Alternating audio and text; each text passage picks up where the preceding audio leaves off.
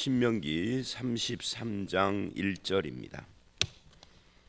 33장 1절부터 17절까지입니다.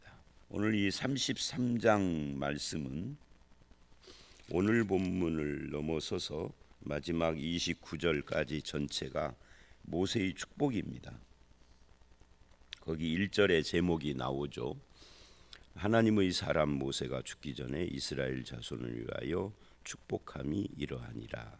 그렇게 이건 제목이라 그렇게 부를 수 있어요. 근데 여기에 하나님의 사람 모세 이렇게 표현을 합니다. 하나님의 사람이라고 하는 것은 하나님의 손에 들려진 사람 이런 뜻도 되고 하나님께 속한 사람이라는 그런 뜻도 됩니다. 그런 의미에서 본다면 저와 여러분도 하나님의 사람이죠. 예수를 믿는 것 자체가 하나님의 사람이 된 것입니다. 문제는 모세처럼 하나님의 손에 들려져서 쓰임받는 사람도 되어야 하는 겁니다. 신분만 하나님의 사람으로 끝나면 안 되고 신분이 삶으로 이어져야 완성되는 거죠. 근데 신분은 얻었는데 그 삶이 하나님의 사람으로 쓰여지지 않으면 안 되는 거예요. 근데 이 모세는 평생 80 이후에 하나님의 사람으로 쓰임 받다가 이제 죽기 전에 이런 축복을 하는 겁니다. 모세가 축복을 했다 이렇게 이야기를 하는데 축복이라는 말은 복을 빈다 하는 거예요. 근데 복을 빈다라고 하는 것은 복을 비는 그 비는 대상이 있는 거죠. 그게 하나님이에요. 그래서 하나님 앞에서 이스라엘 12지파를 하나하나 축복을 하는 그런 내용인데 이거를 모세나 또는 야곱이나 이런 사람들이 12지파를 위하여 축복을 하죠. 근데 이게 만약에 이스라엘의 12지파가 아니라 하나님으로 바꾸면 하나님은 축복하시나요? 이게 단어 이야기를 지금 하는 겁니다. 하나님이 축복하신다면 하나님은 누구에게 빌죠? 그래서 이게 물론 이제 우리나라의 한문이기는 합니다만은 원어는 조금 다른 것이죠. 근데 이제 우리가 축복이라는 말이 일반 용어가 돼 가지고서 보편적으로 써서 그렇게 쓰기도 하고 쓸 수도 있고 그렇지만 정확한 단어는 아니라고요. 그러니까 내가 박경신 권사님을 축복한다 이럴 수 있어요. 근데 하나님이 축복한다 이러면은 말이 어법이 안 맞는 거예요. 마치 목사가 자기 부인을 우리 사모님 하는 것처럼 우리 사모님 그러면은 내 스승의 부인이니까 내 부인은 아닌 거죠. 그러니까 우리는 어법에 안 맞는 말을 많이 써요. 그래도 틀린 말을 많이 써도 다 또 알아듣죠 무슨 말인지. 그러니까 축복이라는 것은 결국 하나님이 축복한다가 아니라 하나님께서 복 내려 주시기를 내가 빈다는 거잖아요. 근데 앞에다가 하나님 자를 넣어버리니까 이게 이상한 말이 된 거예요. 근데 아무도 이상하게 생각하지 않아요. 이게 그래서 언어는 참 묘한 부분이 좀 있습니다. 이 하나님의 사람 모세가 죽기 전에 축복한다는 것은 하나님께 이스라엘이 이러기를 원합니다 하고 복을 빈다는 거죠. 그리고 이제 그 내용들이 나와요. 내용들이 나오는데 2절부터 4절을 보면 하나님은 어떤 분이신가를 이야기를 하고 있습니다.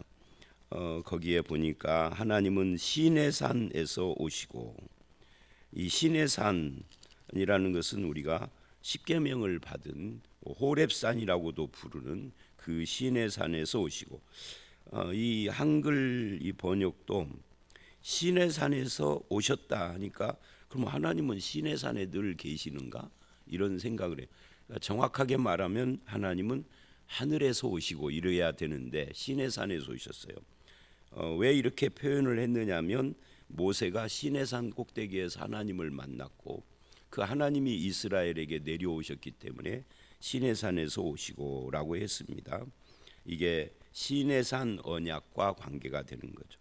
그 다음에 세일산에서 일어나고 바란산에서 비추고, 그래서 시내산, 세일산, 바란산, 이게 이방 땅이죠. 이게 전부 다.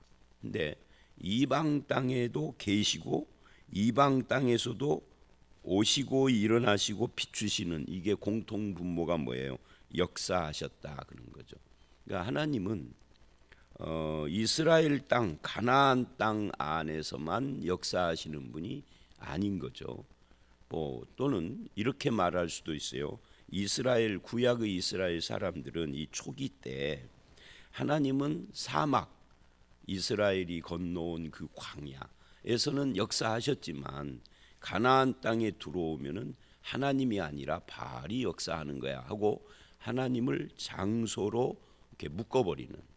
그래서 여기에서는 하나님이 강하게 역사하지만 저곳에서는 아닌 것처럼 말하는 그런 건 아니단 말이죠. 그래서 이 이야기는 이 시내산, 세일산, 바란산에서 오시고 일어나시고 비춘다는 것은 하나님은 이방 땅이든 가나안 땅이든 애굽이든 광야든 어디서든지 존재하시고 역사하시는 분이다 하는 고백을 지금 하는 겁니다. 하나님은 어떤 분이냐? 그걸 이제 우리식으로 신약으로 와 보면 하나님은 교회에서만 계시거나 여기서만 기도를 듣거나 역사하시거나 하는 분은 아닌 거예요. 교회 밖에 어디서든지, 저 도청 앞에서든지 아니면 뭐 시청 앞에서든지 뭐 어떤 장소가 어디든지 간에 하나님이 안 계시는 곳은 없죠. 거기서 일어나셔서 비추시기도 하고 우리에게 오시기도 하고, 그 다음에 1만 성도 가운데 강림하셨고, 성도들 가운데도 계시는데 성도들이 아닌 사람들에게도 역사하시는 분이에요. 그러니까 이 말씀을 우리 시각으로 보면 하나님은 어디서든지 역사하시는 분이다 하는 것을 이렇게 지금 말을 하는 거죠. 또 그의 오른손에는 그들을 위하여 번쩍이는 불이 있도다. 이 번쩍이는 불이 있도다가 어떤 사본에서는 불같은 말씀이 있도다예요.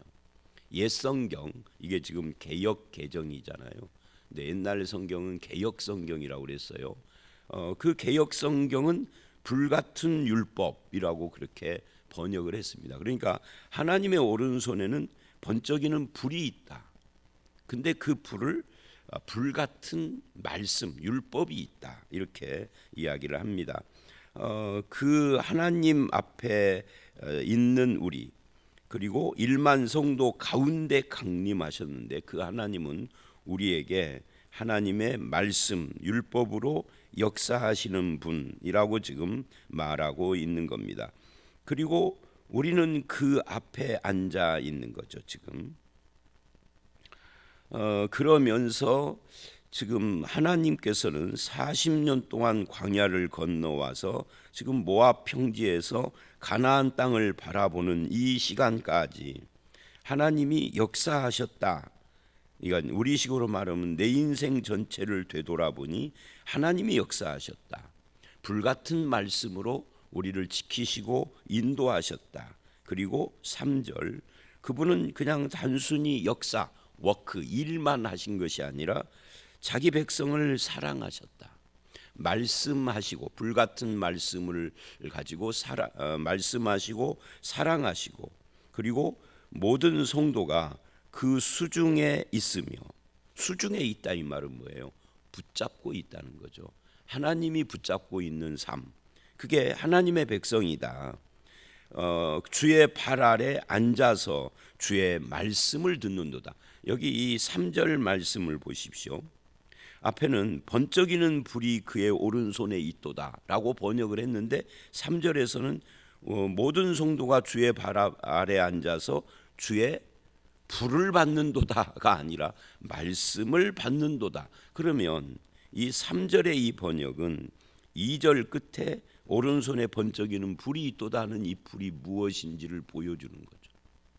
원어의 단어가 불이든 율법이든 간에 그 번쩍이는 불은 결국은 우리가 그 앞에서 말씀, 불을 받는다가 아니라 말씀을 받는도다 하고 연결이 돼 있는 거예요. 자, 여기까지 정리를 하면 하나님은 누구시고 성도는 누군가가 이렇게 보여지는 말씀이죠. 하나님은 어디서든지 역사하시는 분이고, 하나님은 우리 가운데 계시는 분이고, 그분은 번쩍이는 이 불같은 말씀을 가지고 우리가 그 말씀을 받고 그분의 사랑을 받으며 그분의 손에 붙잡힌 존재다. 하나님은 누구고 성도는 누구냐? 이것은 신약이든 구약이든 다 똑같은 거예요. 그리고 4절, 모세가 우리에게 율법을 명령하였으니 곧 야곱의 총회의 기업이로다. 그러니까 여기서는 핵심이 우리입니다. 우리.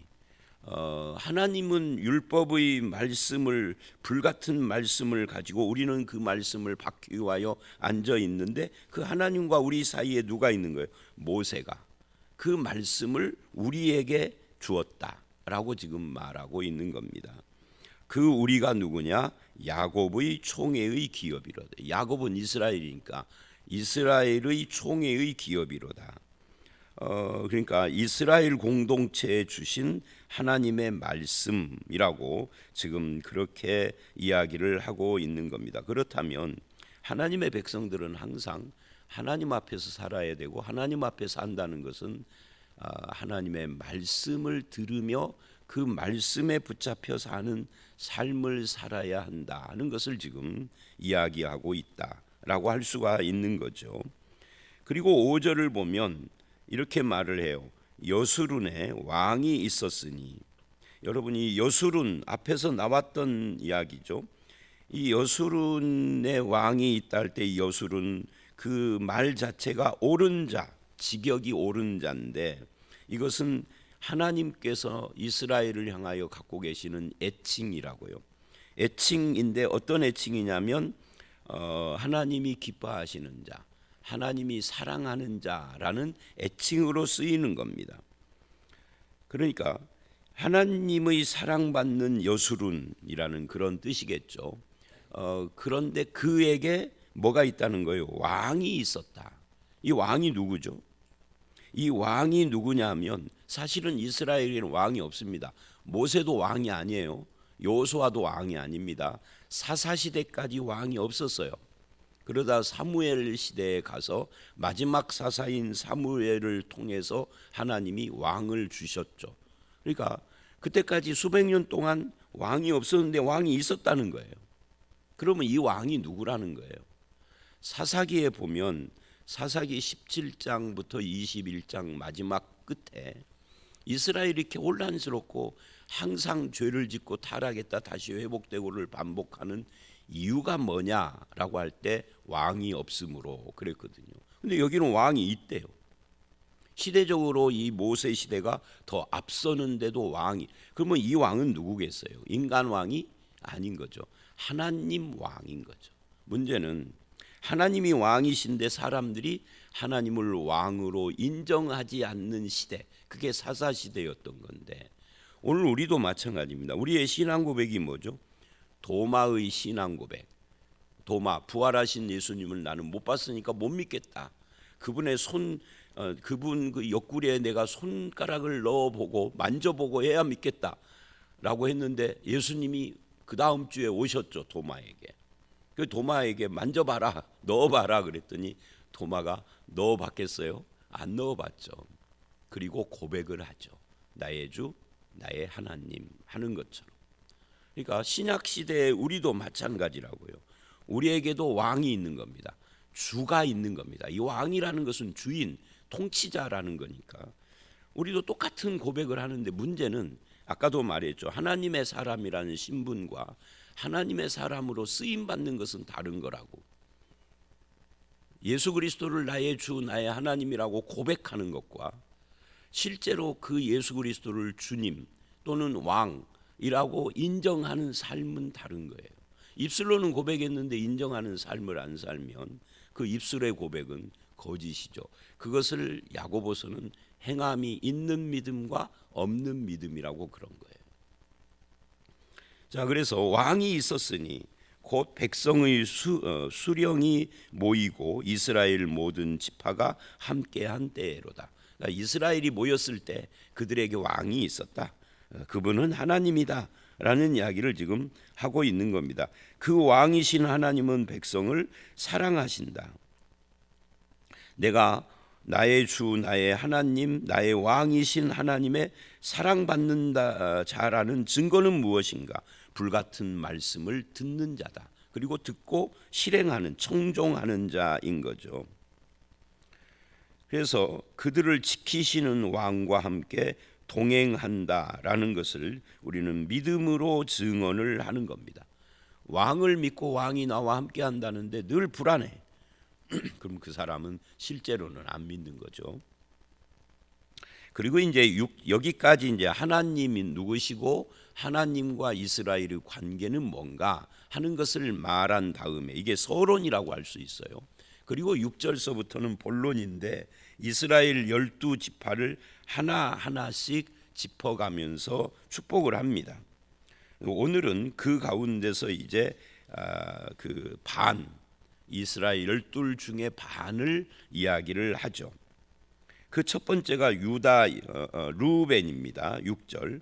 르우벤은 죽지 않고 묘한 이야기를 해요. 살기를 원하며 그 사람 수가 적지 않기를 원합니다라고 해요.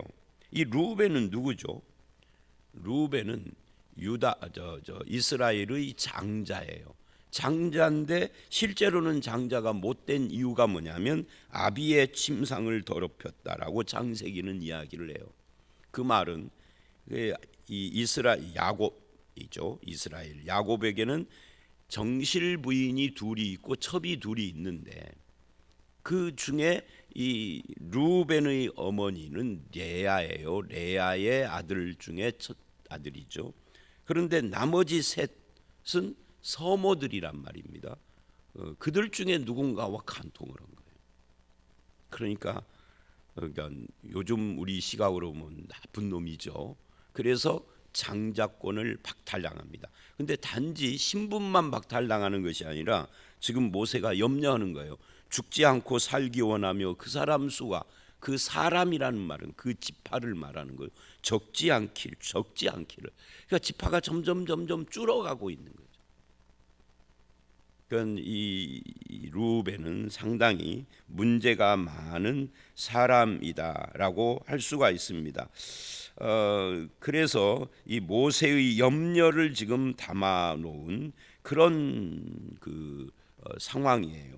그래서 모세가 보기에 생존이 가능할까 르우벤이 그런 염려가 지금 있는 거예요. 이 르우벤의 모습, 그런 범죄를 저지르지 않았더라면 이스라엘의 장자권을 이어서 번성을 했을 텐데 하는 그런 염려입니다. 그 다음에 유다에 대한 축복 여기 7절에 나오죠. 이 유다는 르우벤을 이어서 그러니까 르우벤이 첫 아들이라면 유다는 넷째 아들입니다. 그리고 둘째, 셋째는 시므온과 레위예요. 그런데 레위를 세 번째로 뺐어요. 유다를 거기다 집어넣고 의도가 뭐겠어요? 말하자면 이런 거죠. 르우벤이 잃어버린 장자권이 유다에게로 간 거예요. 그렇다고 해서 유다가 형님 노릇을 한 것은 아닙니다. 이 장자권이라는 것이 창세기에 영적인 거거든요. 그래서 유다를 통하여서 예수 그리스도가 오는 이게 영적이다라는 말은 예수님과 연결되는 것을 말하는 거예요. 그래서 유다를 두 번째에다 넣고 세 번째 레위를 넣었어요. 이렇게 순서를 바꾼 거죠. 그런 것 때문에. 그래서 유다에 대한 축복을 뭐라고 하느냐면 이렇게 이야기를 해요. 여호와여 유다의 음성을 들으시고 그의 백성에게로 인도하시며 그 손으로 자기를 위하여 싸우게 하시고 주께서 도우사 그가 그 대적을 치게 하시기를 원하나이다. 이 말씀이 굉장히 묘한 것이 모세가 마치 미래를 보는 것처럼 축복을 했다는 거예요. 왜냐하면 이제 이스라엘이 가나안을 정복할 때 이스라엘이 하나님께 기도를 합니다. 누가 먼저 올라가리이까? 사사기에도 그런 것이 나오고 여호수아도 그렇고 하나님께서는 항상 유다가 먼저 가라 그래요. 먼저 간다 하는 말은 유다가 싸우는 거예요. 그러니까 큰아들이 몫을 못하니까 둘째, 셋째도 몫을 못했어요. 다른 일로. 그러니까 항상 동생이 이 레아에게 있어서는 막내나 똑같죠. 물론 이제 막내가 아니고 이제 나중에 또 다른 아들들이 태어나기는 하지만, 그러니까 막내 동생 네가 가라 이렇게 되는 거예요. 하나님이 그렇게 쓰시는 거죠. 아까 말했죠. 하나님의 사람이라는 신분과 하나님의 사람으로 쓰임 받는 게 다르다고. 그래서 유다는 그래서 늘 전쟁에 앞장섰으니까 불행했느냐? 아닌 거죠. 그만큼 하나님께 쓰임 받는 존재였던 거예요. 그래서 유다는 가나안 정복에 앞장선 그런 지파가 됩니다. 그래서 그런 기도를 지금 하는 거예요. 그가 대적을 치게 하시기를 원하나이다. 힘을 주시옵소서라는 그런 표현하고 비슷한 이야기를 지금 하는 거예요. 그 다음에 레위에 대한 이야기가 나옵니다. 레위에 대한 이야기는 좀 길어요. 8절서부터 11절까지입니다.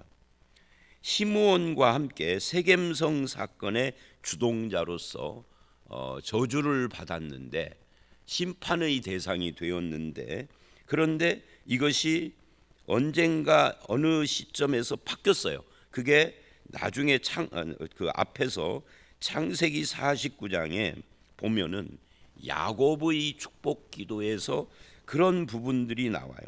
야곱은 이 둘 시므온과 레위를 저주했지만 그 저주가 축복으로 바뀌는 사건이 등장을 하는 거죠. 그래서 이제 그거를 모세가 여기에 담아 놓은 거예요.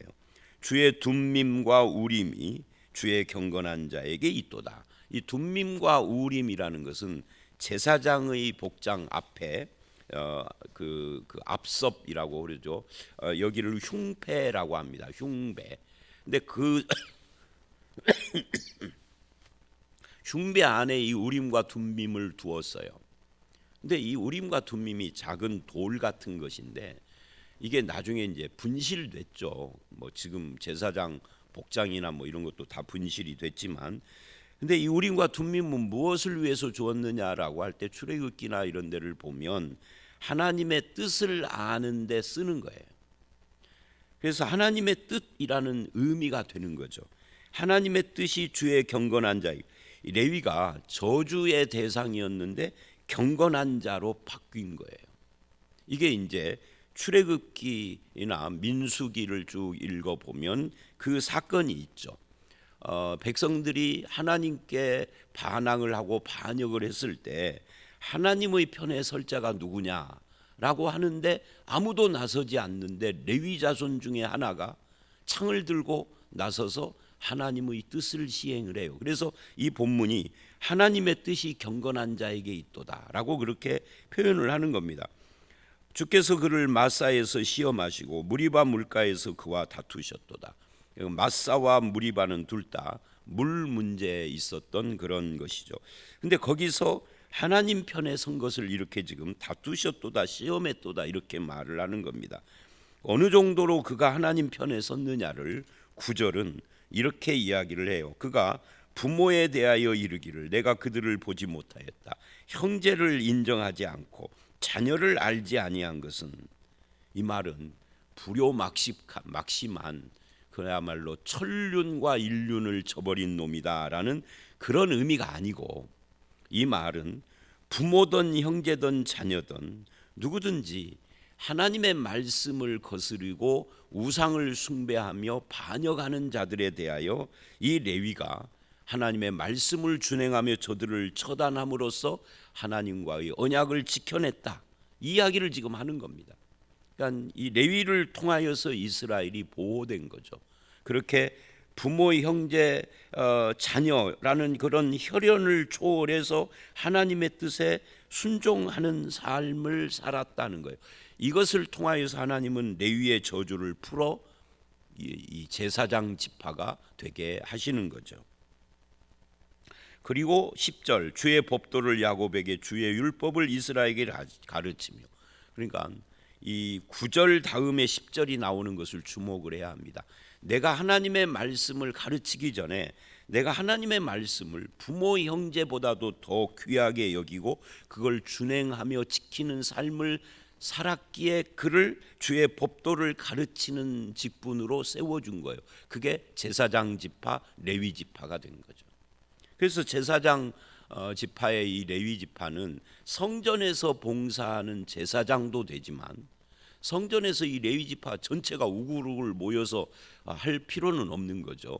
그러니까 일부는 12지파의 그 성마다 흩어져 살면서, 이 흩어지는 것이 원래 저주였거든요. 창세기 49장에 야곱의 그 죽기 전에 기도해 보면은. 근데 그 흩어지는 것이 복이 된 거예요. 그래서 각 지파에 흩어져서 뭐를 했느냐면 율법을 가르치는 일을 하는 겁니다. 그 이야기를 지금 하는 거예요. 주 앞에 분향하고, 그 레위 지파 중에 일부는 성전에서 분향, 즉 제사장 일을 하고, 또 일부는 그렇게 흩어져서 말씀을 가르치고 온전한 번제를 드리리로다. 그래서 11절은 묘한 말이죠. 여호와여 그의 재산을 풍족하게 하시고 그 손의 일을 받으소서. 그를 대적하여 일어나는 자와 미워하는 자의 허리를 꺾으사 다시 일어나지 못하게.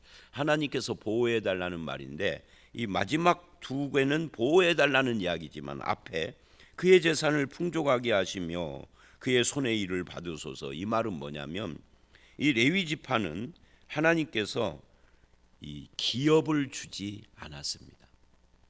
기업이 없어요. 그 대신에 백성들이 바치는 11조와 헌물을 가지고 살게 했어요. 그러니까 풍족할 수가 없죠. 그런데 풍족하게 해달래요, 그 재산을.